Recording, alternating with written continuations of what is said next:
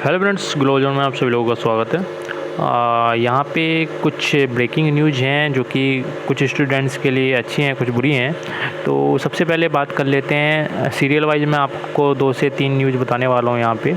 तो सबसे पहले यूजीसी की तरफ से कुछ नोटिस आया है जिसमें परीक्षा संभव नहीं है, इसलिए पिछला सेमेस्टर बनेगा पास करने का आधार। परीक्षा का समय 2 घंटे करने की सलाह। इसमें 2 न्यूज़ इन्होंने निकाली हैं। इसमें बताया गया है कि जो लॉकडाउन की वजह से परीक्षा नहीं हुई है कॉलेजों की और परीक्षा पेंडिंग में है, उस वजह से यूजीसी काफ़ी टाइम से विचार विमर्श कर रहा था और फाइनली यूजीसी ने गाइडलाइंस जारी कर दी हैं कि कोरोना वायरस महामारी के कारण परीक्षा को आयोजित करने में विश्वविद्यालयों के परेशानियों को देखते हुए यूजीसी ने आखिरकार फैसला ले ही लिया।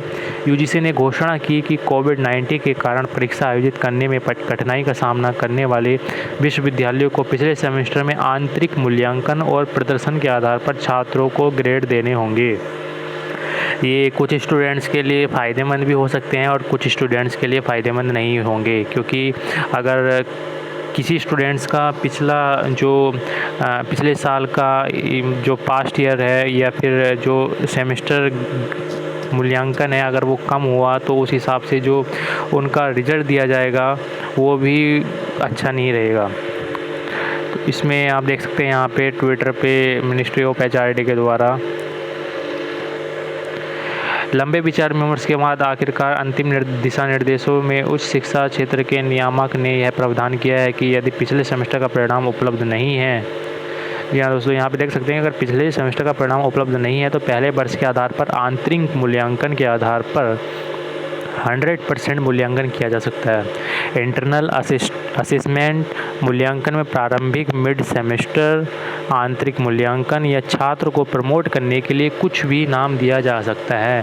फाइनली यूजीसी ने कहा है कि स्टूडेंट्स को प्रमोट करने के लिए कोई सा भी मूल्यांकन कीजिए, लेकिन रिजल्ट जारी करना है और एग्ज़ाम संभव नहीं है। कुछ स्टेट में हो सकता है कि एग्ज़ाम हो, लेकिन जहाँ पे बिल्कुल हॉट स्पॉट लागू है और कोरोना वायरस का कहर बहुत ज़्यादा है, तो वहाँ पे ये सूचना जारी की गई है कि पिछले वर्ष के मूल्यांकन के हिसाब से या मिड सेमेस्टर के हिसाब से जो है प्रमोट कर दिया जाए।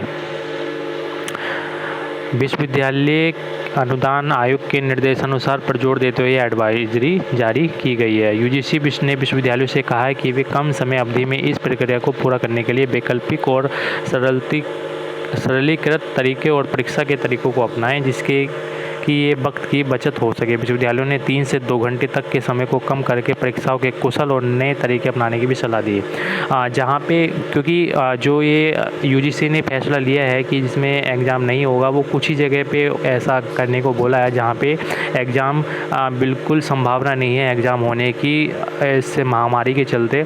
लेकिन कुछ जगह ऐसी हैं जहाँ पे एग्ज़ाम हो सकते हैं, तो वहाँ पे कुछ टाइमिंग कम की गई है, जिससे कि 3 घंटे से घटाकर 2 घंटे परीक्षा का टाइम कर दिया गया है और सोशल डिस्टेंस का पालन यहाँ पे भी किया जाएगा।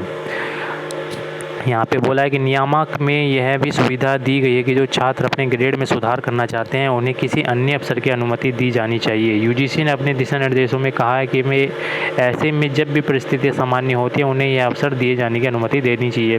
तो इसमें इनका कहने का मतलब ये है कि अगर बाई चांस अगर पिछले सेमेस्टर के हिसाब से अगर जो आपको मार्क्स दिए जाते हैं उसमें अगर आपके मार्क्स उस हिसाब से ठीक नहीं होते जो अभी प्रेजेंट में आप पढ़ाई कर रहे हो जिस हिसाब से, तो आपको एक चांस दिया जाएगा। जब परिस्थिति एकदम ठीक हो जाएंगी तब आपको ये चांस दिया जाएगा कि आप अपने मार्क्स को बढ़वा सकते हैं एग्ज़ाम देके, या जैसे भी यूजीसी गाइडलाइन जारी करेगा।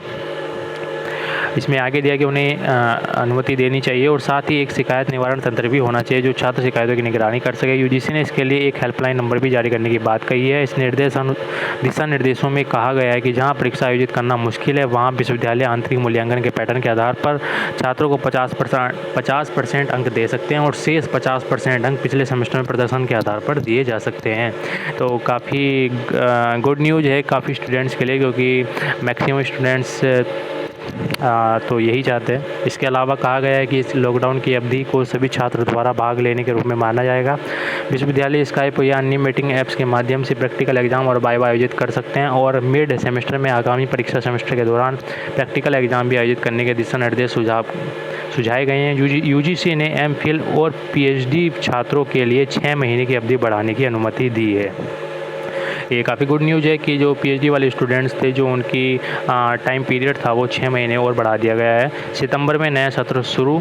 यूजीसी का कहना है कि टर्मिनल सेमेस्टर के छात्रों के लिए परीक्षा जुलाई के महीने में आयोजित की जाएगी। प्रत्येक विश्वविद्यालय में एक कोविड-19 सेल का गठन किया जाएगा। इसे अकादमिक कैलेंडर और परीक्षाओं से संबंधित छात्रों के मुद्दों का हल करने के लिए सशक्त बनाया जाएगा। कमेटी ने अपनी एक अन्य सिफारिश में कहा, जहां प्रथम वर्ष के छात्रों के लिए नया शैक्षिक सत्र 1 सितंबर से शुरू किया जाएगा, वहीं द्वितीय और तृतीय वर्ष के छात्रों के लिए शैक्षणिक सत्र 1 अगस्त से शुरू किया जा सकता है। तो इसमें आपको सभी चीज़ें क्लियर हो गई होंगी कि यूजीसी ने जो गाइडलाइंस जारी की है, फाइनल गाइडलाइंस जारी हो चुकी है।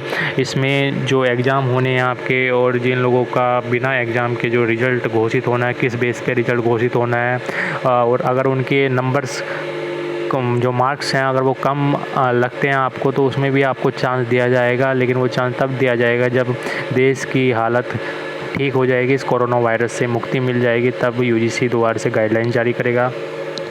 और जहाँ पे हालत ठीक है वहाँ पे एग्ज़ाम हो सकते हैं, लेकिन उसका टाइम 3 से 2 घंटे कर दिया गया। तो ये अपडेट थी यूजीसी की सभी कॉलेजों के लिए, सभी स्कूलों के लिए जिनके एग्ज़ाम अभी पेंडिंग में हैं और उनके रिज़ल्ट पेंडिंग में हैं।